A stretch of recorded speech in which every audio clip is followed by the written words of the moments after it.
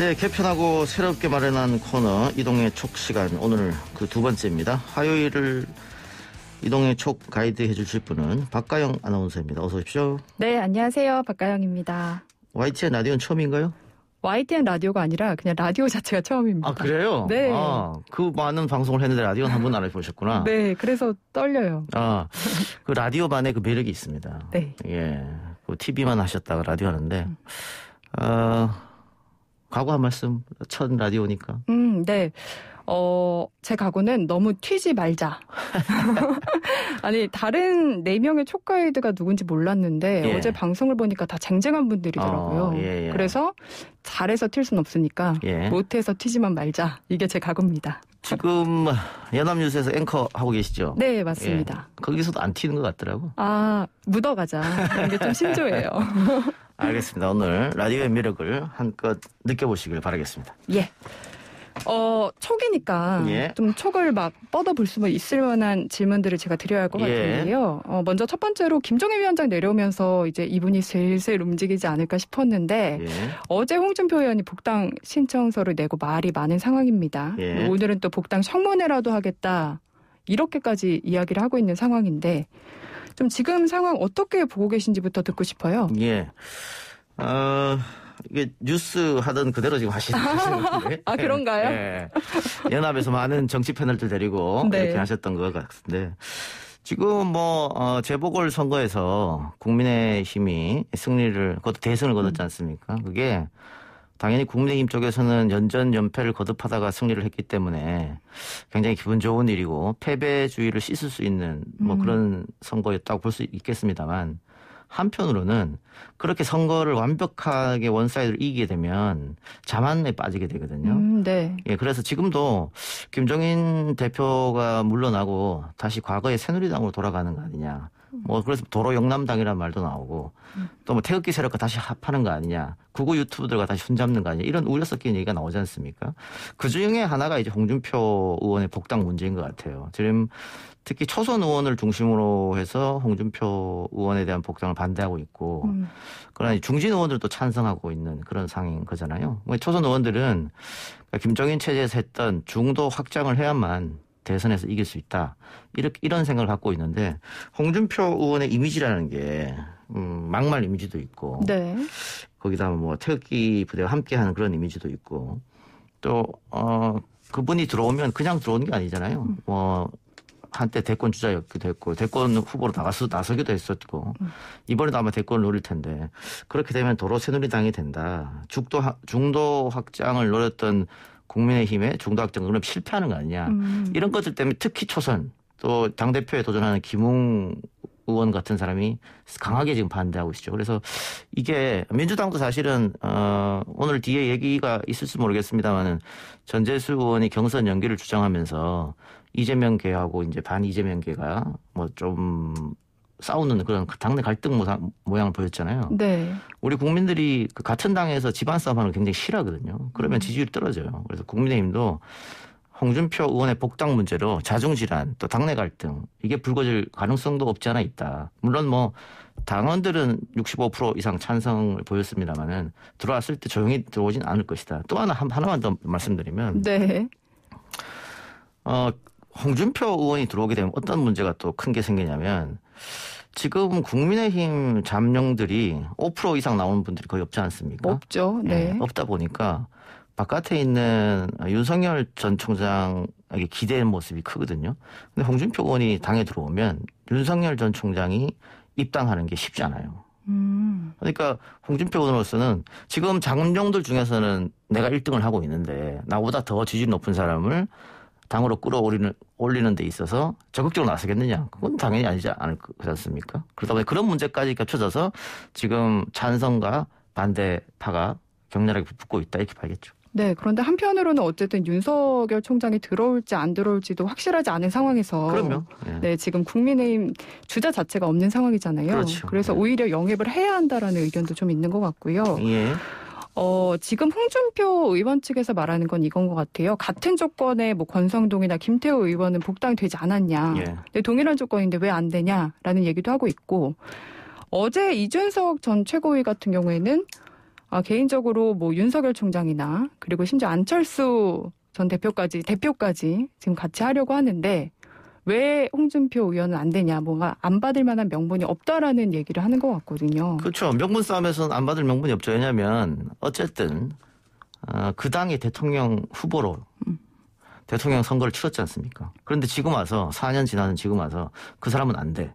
그럼 대통령 후보를 왜 내세웠습니까? 그러니까 그게 이제 명분이 없는 거죠. 사실은 명분이 없는 건데 아까 뭐 다른 권성동 의원 등등하고 같은 조건 아니냐 그랬는데 네. 그분들은 들어오면은 당을 흔들 사람은 아니거든. 그런데 홍준표는 들어왔을 때 당을 흔들 가능성이 있다.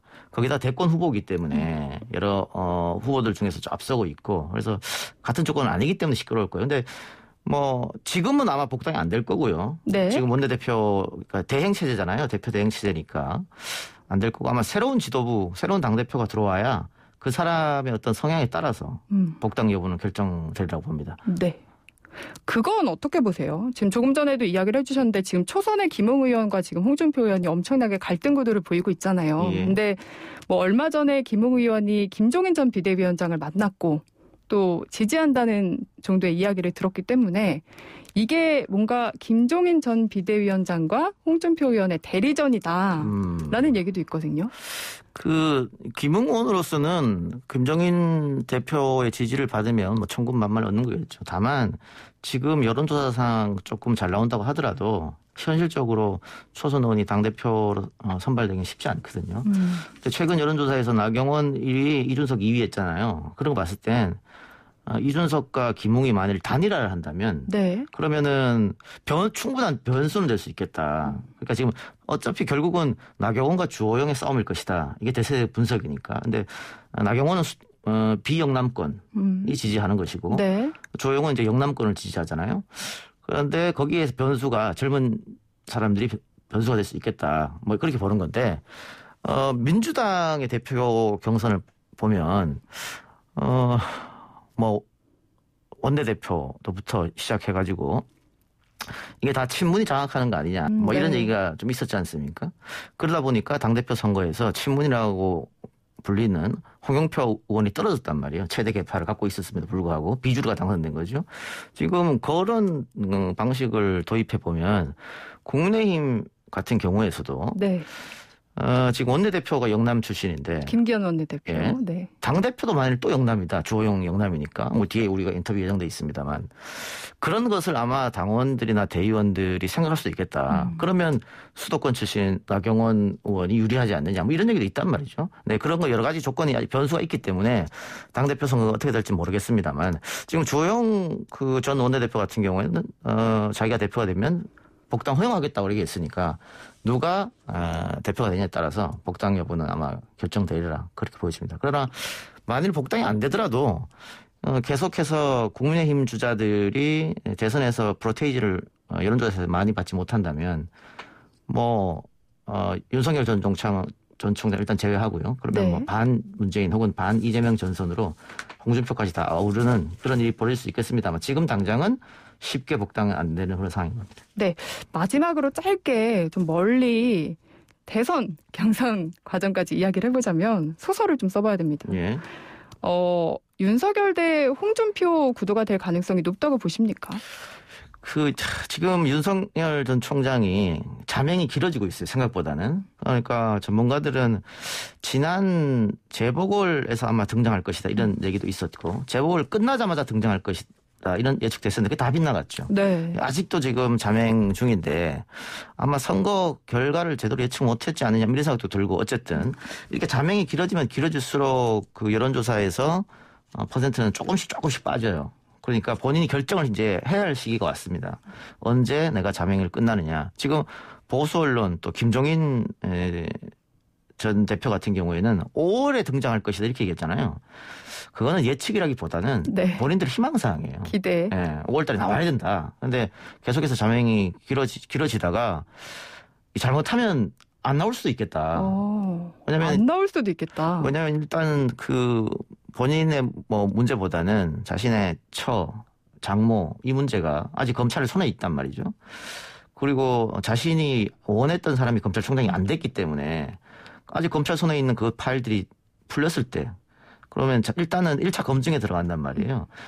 검찰총장일 때는 검찰총장 검증은 청문회에서 끝이 나지만 대선 후보 검증은 차원이 다른 겁니다. 네. 모든 게 다 드러나기 때문에 내가 그렇게 해서 대통령을 해야 될까? 이런 생각까지 할 거예요, 아마. 그러다 보면 5월이 아니라 6월, 7월 자꾸 가다 보면 안 될 수도 있겠다.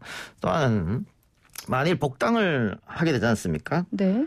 홍준표 의원이 복당하고서 국민의힘에서 앉아 있다. 거기다가 윤석열 전 총장이 단일화를 하거나 당에 들어온다. 그러면 홍준표 의원은 산전수전 다 겪은 사람입니다. 네.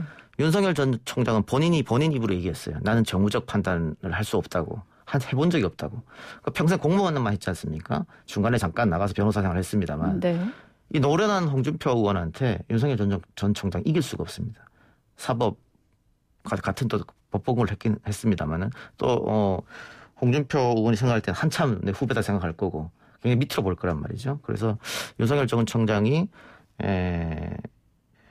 입당을 하더라도 홍준표와 싸워서 이겨야 되는데 이 노련한 홍준표를 과연 이길 수 있을까? 여러 가지 뭐 이런 그 재미를 보는 것도 정치를 하나 보는 재미 중에 하나겠죠. 네. 질문 짧게 해달라고 했는데 엄청 길게 대답해 주셨습니다. 여당 얘기할 시간이 없을 것 같아요. 제가 말이죠. 네. 이렇게 할 말이 많은데 사람 불러서 질문만 하다 보니까 네. 이 방송이 재미가 없었어요. 그래서 이 코너를 만든 겁니다. 제가 말 많이 하려고. 전 말 조금 하고 말 예. 많이 하시죠. 근데 오늘 첫 출연인데 지금 보이는 라디오에서 네. 너무 잘하신다고. 예. 저 사실 떨려서 예. 댓글 보면 더 떨릴까봐 예. 안 보고 있었어요. 잘하셨습니다. 예. 네. 저 여당 얘기 그럼 해봐도 될까요? 예, 그럼요. 지금 경선 연기론이 엄청 뜨거운 것 같아요. 예. 이제 지난 6일이었죠. 전재수 의원이 이제 처음 이야기를 꺼낸 후에 이제 각 의원들이 다 얘기를 꺼내고 있는데 일단은 경선을 연기를 하려면 당원 당규를 바꿔야 한다. 예. 아니다. 뭐 이렇게 약간 애매한 것 같거든요. 예. 그 당무회에서 바꾸면 된다. 뭐 이런 얘기가 있는데 당무회에서 바꾸든 뭐 당헌 당규를 전당원 투표에서 바꾸든 어쨌든 그 룰을 어기는 거잖아요. 원칙을 훼손하는 거니까 그게 중요한 건 아닌 것 같고 지금 박가영 아나운서가 이 경선 연기가 뜨겁다 그랬는데 끝났습니다 이제. 그래요? 사실상 끝입니다. 예. 연기 안 하나요? 전재수 의원도 더 이상 말하지 않겠다고 했고 네. 다른 개파에서도 아마 이 얘기를 다시 꺼내기 힘들 거예요. 그러니까 이게 이렇게 던지면 그러니까 민주당 내에서 분명히 반 이재명 프레임이 존재를 해요. 그리고 이재명을 싫어하는 사람이 많습니다. 굉장히. 특히 네. 친문을 중심으로 해서 많이 있어서 이렇게 경선 연기를 던지면 그네들이 호응할 줄 알았어요. 당원들이 호응하고 또 민주당을 지지하는 지지 세력이 호응할 줄 알았는데 지금 전재수 의원의 페이스북 댓글을 봐도 그렇고 한 400여 개 달렸던데 90%가 사실 전재수 의원 욕하는 거였거든요. 그리고 이 진보 커뮤니티 있잖아요. 네. 진보 커뮤니티를 봐도 거의가 전재수 욕입니다. 그리고 이렇게 하면 안 된다는 게 대세거든요. 그러다 보니까 착각한 거야. 결과론적으로는 실패한 거죠. 그리고 이재명 지사 입장에서는 경선 연기하면은 사실은 좋지 않겠죠. 그러나 지금 이 시점에서 이렇게 한번 이야기 나오는 게 나쁘진 않아요. 뭔가 주의를 환기시키는. 주의도 환기시키고 이재명을 싫어하는 사람들이 분명히 있다고 했지 않습니까? 그 사람들이 서서히 마음을 돌리고 있어요. 그러니까 최대 개파라고 하는 친문에서 자기들 후보가 없으면 한번 쉬는 게 맞지. 그 꼼수를 부려서 어떻게든 이재명 그것도 1위 후보를 끊어내려고 하네. 그러면 나는 이제 이재명한테 마음 줄 거야. 이런 사람들 분명히 생긴단 말이거든요. 그래서 이재명 지사 입장에서는 이런 논란이 전혀 나쁘지가 않았다. 결과론적으로. 그래서 앞으로 경선 연기 주장은 사실상은 더 이상 어렵고 받아들일 수가 없어요. 만일 전당원 투표를 한다고 하더라도 압도적 다수가 경선 연기에 아마 반대할 것입니다. 그러니까 명분이 없는 싸움이었기 때문에 정치는 결국 명분이거든요. 명분 없는 싸움을 전재수 의원 등등이 들고 나와서 이거는 관철시키기가 어렵고 그리고 제가 들은 바로는 네.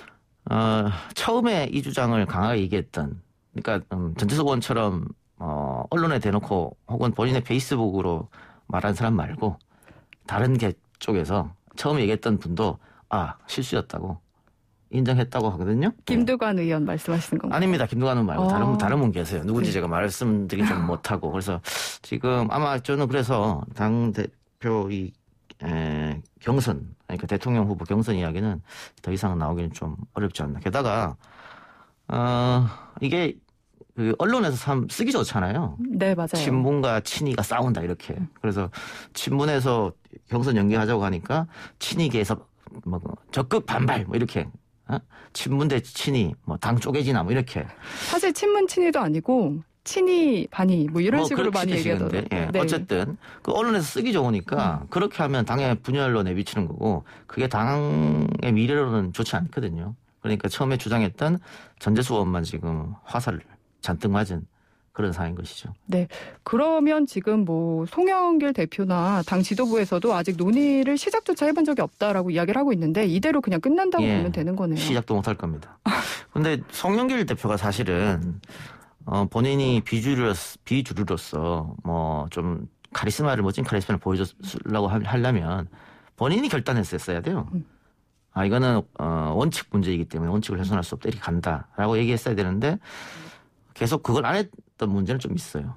그러니까 사실 경선 연기는 이재명 1등을 달리고 있는 이재명 지사 쪽에서 경선 연기 절대 안 된다라고 하면 현실적으로 불가능하지 않습니까? 어떻게 됩니까? 그게 시끄럽게 그냥 끝나는 거죠. 그래서 당 대표가 아마 더 시끄러졌다면은 저는 송영길 대표가 본인이 아마 결자해지 차원에서 나서지 않았을까 싶었는데 지금은 좀 많이 들어간 상태예요. 그러니까 저희가 우리 라디오에서 지난주 금요일 날 이거 가지고 토론을 했었는데 이 주제를 가지고 그때하고 지금 며칠 지났지 않습니까? 4일 지났는데 그때하고는 상황이 완전히 달라졌다.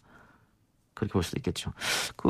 박가일영 원서는 처음에 이 문제가 전재수 의원이 얘기했을 때 뭐 연합 뉴스에서도 다뤘겠습니다만 네. 어떻게 생각하셨어요? 저 같은 경우에는 일단 명분이 좀 부족하다라는 생각을 저도 처음에 했던 것 같고 근데 한편으로는 이제 전재수 의원이 한 논리가 그런 거잖아요. 뭐 코로나 때문에 지금 국민들이 힘든 상황에서 이제 우리들만의 잔치가 될 수 있다라는 이야기도 했었고 그렇기 때문에 좀 더 미루면은 이제 관심 받을 수도 있고 또 한편으로는 뭐 이제 야당 경선 일정이 있다 보니까 거기에 맞춰서 우리가 컨벤션 효과를 같이 누려야 한다는 얘기를 했는데 실제로 보니까 역대 대선에서 보면은 먼저 후보를 낸 쪽이 2017년 빼고는 다 승리를 했어요. 예. 네, 이런 것만 봐도 그렇지 않나라는 생각이 들어요. 그런 것만 봐도 명분이 사실 안 맞는 거죠. 예. 그러니까 누가 봐도 친이를 견제하기 위한 그런 얘기였기 때문에 이게 들어맞지 않았다. 뭐 이렇게 보이는 거고 또 하나는 만일 제가 이번에 질문 던져드릴게요. 네. 자, 경선 룰을 바꿔서 11월에 한다. 그러면은 이재명 지사를 꺾을 수 있을까요? 그게 애매한 것 같아요. 예. 사실 뭔가 크게 이제 다른 나머지 주자들은 좀 상황이 어떻게 변수가 있다 보면은 크게 바뀌다 보니까 정치도 생물이다 보니까 뭐 그런 상황을 원하는 것 같은데 사실 이재명 지사가 1위의 지지율을 올라온 게 굉장히 오래됐잖아요. 오래됐죠. 예. 그렇기 때문에 큰 변수가 생기지 않는 한은 뭔가 쉽지 않기도 했을까라는 생각도 듭니다. 그러니까 11월에 하면 과연 이길 것인가? 그럼 어떻게 안 되면 1월로 다시 미룰 것인가? 뭐 그럴 수는 없는 거 아니잖아요. 예. 또 이 룰을 정한 이유가 있어요. 그 대선 전에 4, 5개월 전에 이제 뽑는다.